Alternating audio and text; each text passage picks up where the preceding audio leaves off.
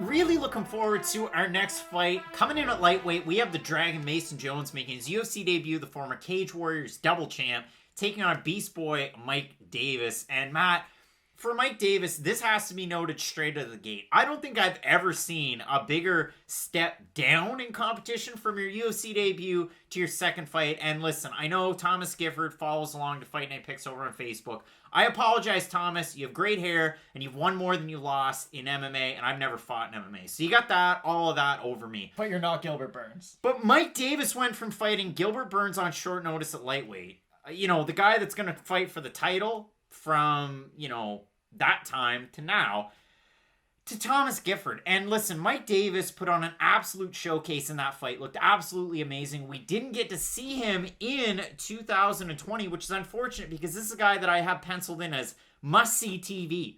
Mike Davis, background, little bit of boxing, a little bit of Muay Thai, a little bit of wrestling coming up through, and he really puts everything together when he fights in a cage. And for Mason Jones, coming out of Cage Warriors, his last two fights for the vacant lightweight and vacant welterweight belt, I mean, holy smokes, he's 10-0. It's like a knife through hot butter. He's trained a little bit of Team Alpha Male with some of the best in the world. Obviously hasn't trained there through the pandemic, but Wales has seen kind of like a resurgence of MMA where, again, yes, you had Jack Marshman and John Phillips, but the Jack Shores, the Mason Jones of the world, even Brett Johns to an extent, really making their mark in top-level MMA. This fight should really deliver because for Mason Jones, he's finished 7 of 10 fights, a lot of first-round knockouts in those finishes. And when he puts it together in the cage, it again, must-see TV on both sides, possible fight of the night. I think so. Oh, 100%. And Mason Jones' name doesn't get brought up enough in these types of conversations. I know we've done this before. We talk about who are the best boxers in MMA. And I know that's a lot of pressure to put on Mason Jones right now, calling him one of the best boxers in MMA. But at 25 years of age, he's really a guy who could enter into those conversations by the time he is up in the 29, 30s and really making his name in this division. Because Mason Jones, if you've been following along with his career over in Cage Warriors, I don't really want to say he has that Justin Gaethje allure when he does come to the UFC, because Gaethje walked right into a main event and he was the champ. But Mason Jones has that kind of all-violence title associated with his name. When you get a Mason Jones fight, it's going to be just such a high pace throughout the whole entire fight. He's going to go to the body. He can make it ugly. Not afraid to eat shots, to give shots, which in this fight's probably not what you're going to want to be doing. But if I'm Mike Davis, the first thing I do in this fight, I say, I'll call you Dragon, but you're going to call me Nighthawk. And Mason Jones might not know what you're talking about, but I think it'd be an awfully silly way to get the night started. Mike Davis has the power advantage over Mason Jones, and with Jones, it's odd because normally a lot of fighters who are really good at stand-up, they incorporate their kicks or they use a really long jab, and then they try to work their way into distance through those means.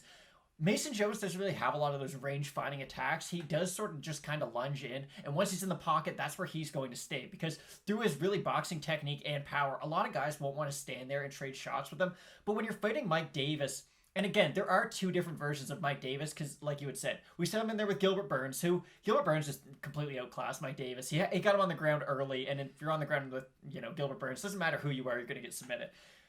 But in the fight against Thomas Gifford, he showed a certain composure in the pocket that he's really going to need against Mason Jones. And I understand getting hit by Thomas Gifford's one thing, and I'm sure Mason Jones hits quite a bit harder. But if Mike Davis can really stay composed, and if he can just withstand those flurries of Mason Jones and stay in the pocket and throw his own shots, he's going to win that power game 9 times out of 10, and it'll just be a matter of time until he finds the right shot. What worries me, though, is if Mason Jones starts landing power shots early, and if he can really weaponize his gas tank against Mike Davis, I think it could pay dividend. And I mean, we've seen that with Mason Jones too. Again, I talked about the first round finishes. Adam Proctor, first round finish. Joe McColgan coming in on short notice, replacing Danilo Belluardo back in March.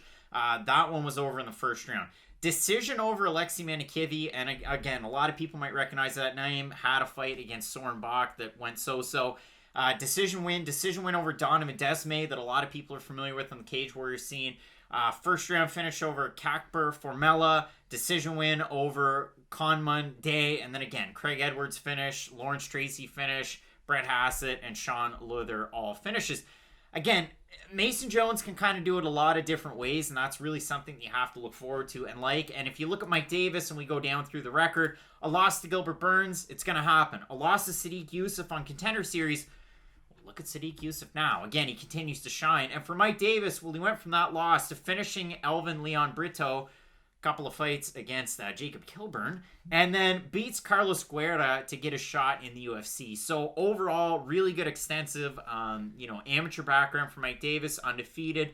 In MMA, he has plenty of finish wins. His boxing standout, his wrestling standout. One of the better Island Fight highlight reels is Mike Davis. And Chase Sherman. But if you really want the quotable, this one from Lucas Grandsire, friend of the show. Mike A doesn't like plain water, but that's not neither here nor there in the circumstance. I never wanted to be a fighter was a Mike Davis quotable. And that is directly out of Mike Davis's mouth. Matt throwing shade. I just did something Mike Davis has never done. But Mike Davis, one of those guys that, bullied, so he get into fighting to kind of ward off the bullies. It's honestly a GSP story, and GSP came out today as we're taping this and said, I didn't really like being a fighter. He liked the training aspects. Mike Davis, one of those guys that I know he likes PS5. I know he didn't fight in 2021, various reasons. Well, it was a quotable from, again, you got to watch the interviews. But Mike Davis is one of those guys that doesn't really put a lot of thought into the fight that's ahead of him. He just gets into the cage and fights and normally puts on very incredible performances. So overall, this is a good one. I'm really looking forward to it. I think both guys have very high ceilings. I think Mason Jones, maybe a little young coming in here, but he has the experience. Again, 10 pro fights, undefeated, double champ. So you have to throw it his way. If you look at the odds, I was a little bit surprised because Mike Davis opened a minus 300 favorite. He's now minus 194 rather. For Jones coming in here, plus 250 now, a plus 161. If we have a look at the Tapology votes, Jones favored 439 total votes, 70% going Jones, 59% seeing him or win by decision as the wheels are coming off from me. Overall, this is a really tough fight to predict, Matt. Oh, it really is. And it comes down to the fact that Mason Jones has to enter the danger zone, if you will, and not just any temperature between 4 degrees Celsius and 60 degrees Celsius, or that song by Kenny Loggins. He's going to have to get into that close boxing range of Mike Davis. And for Jones, that's where he'll find the most success, but that's also where he will receive the most damage. It's just the fact that Mike Davis has so much more power than Jones, especially in this fight. I like Davis. I do think early on he's going to be able to land bigger shots, and then as the fight progresses, I'm not going to predict TKO by any means just because Mason Jones is a really high-level fighter, but I do like the power advantage that Mike Davis has in this one. I will be fully transparent and honest in this one. I threw Jones in as a parlay piece. I really like those odds. I liked them really early on. I still like them now as an underdog. But overall, if I'm given the pick, Mike Davis in this one, I do like. Again, in tight, in the pocket. The combinations are crazy. The power's there. The wrestling's there. There's a lot of things that I like from Davis in this fight. And a Mason Jones wins, it helps me. But B, it really sets him up well in the UFC. So overall, we're both going with Mike Davis as the pick here. I'm really looking forward to this fight. A lightweight showcase, a possible fight of the night. One that you definitely can't miss, and another one that you definitely can't miss. Our main event, we have Magny and Chiesa. So make sure you keep it locked in with Fight Night Picks, Matt, as we continue along through this one. And as we always say, let's get into it.